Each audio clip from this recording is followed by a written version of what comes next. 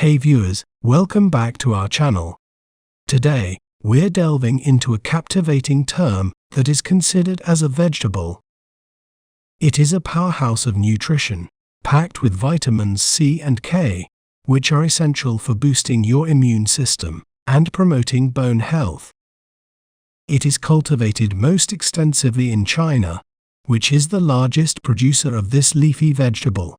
It's also grown in large quantities in India and Russia. Well, how do we say its name correctly?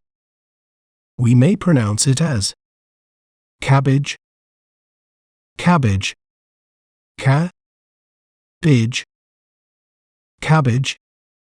Cabbages are high in fiber, which aids in digestion and helps maintain a healthy weight. Isn't it fascinating how breaking down a word can make it clearer? If you enjoyed learning about cabbage, be sure to subscribe to our channel for more educational content. Thanks for watching. Remember, knowledge is power. See you next time.